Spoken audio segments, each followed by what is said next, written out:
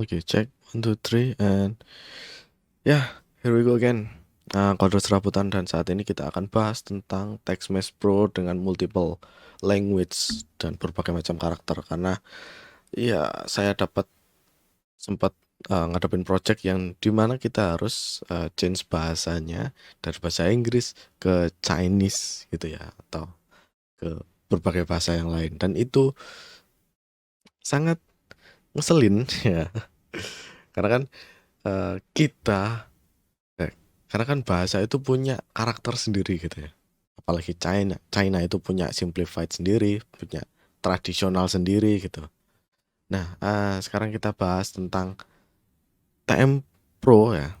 Karena kalau kita bahas tentang teks yang sekarang ya, Unity itu officialnya pakai TextMesh Pro, bukan lagi pakai teks ini. Itu udah legacy, udah deprecated.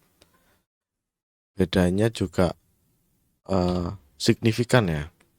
Kalau misal ini aku tambahkan ya, yang teks biasa sama yang TMP, ini beda sih. Yang ini pixelated, yang ini enggak. Yang TMP enggak pixelated gitu. Yang teks pixelated banget, jelek. Nah, untuk renderingnya jelek.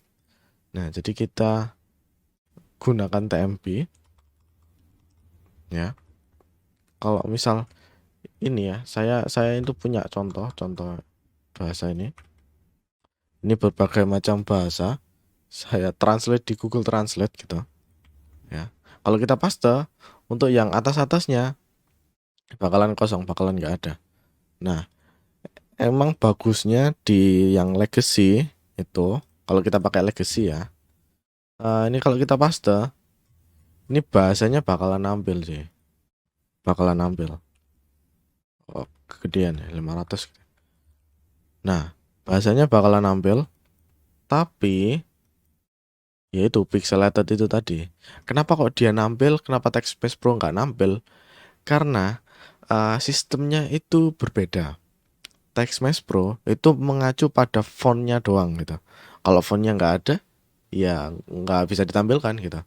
Beda kalau Text Legacy. Text Legacy kalau nggak ada, itu bakalan dia pakai defaultnya, uh, default dari Windows-nya gitu, dari OS-nya. Karena OS semuanya udah support all karakter kayak gini gitu, udah support, makanya bisa menampilkan. Cuman minusnya ini tadi, pixelated, kurang bagus untuk renderingnya. Nah, gimana cara kita nge-solve untuk yang TMP? Ini kan kalau kita lihat untuk defaultnya pakai Liberation Sans ya, untuk untuk TextMesh Pro. Kita misal kita misal kita gunakan teks yang lain gitu. Saya ini udah nyiapin beberapa ya. Ini ada, oh sorry.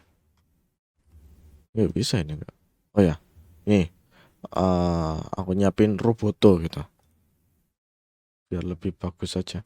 Oh nggak bisa ya, nggak bisa langsung, kita harus klik kanan, create TextMesh Pro font asset. Ini cepatnya gitu. Oke, cara cara bikinnya kayak gitu. Bisa juga di TextMesh Pro, Windows TextMesh Pro ini ada font creator, bisa juga pakai kayak gini, terus di generate font gitu bisa. Nah, setelah generate, ini baru bisa di-assign di TMP-nya. Cuman ya tadi kita harus download bahasa font untuk berbagai bahasa gitu. Nah, downloadnya di mana? Bisa, yang paling sering digunakan itu di sini, font Google. Jadi di sini udah free, tinggal kalian download. Pilihan fontnya juga macam-macam. Yang paling sering orang gunakan itu Noto ya, untuk font yang macam-macamnya, karena stylenya udah sama dan berbagai bahasa ada gitu. Oke, kita lanjut. Aku udah nyiapin beberapa font dari beberapa bahasa. ya Nutu tadi gitu. Oke, dan ini dia ada Arabic, Korean, ada SCTC. SCTC ini maksudnya Simplified Chinese, Traditional Chinese. Itu beda, nggak bisa disamain. Kadang ada karakter di tradisional, ada karakter di Simplified Chinese yang ada di tradisional, tapi kadang nggak ada juga gitu loh. Kadang saling melengkapi gitu loh. Kadang bikin bingung, bikin kesel juga. Oke gitu ya. Kita create ya font assetnya satu-satu. Ini langsung diblok kayak gini bisa kayaknya. Ya bisa. Nah, gimana caranya nge-assign satu ini? Satu apa ini namanya? Satu font ini. Gimana caranya?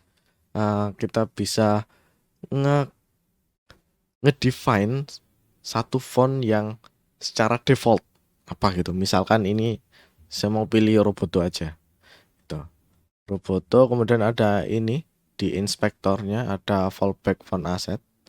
Nah, ini tinggal di add terserah di add sesuai bahasanya yang kalian punya ya.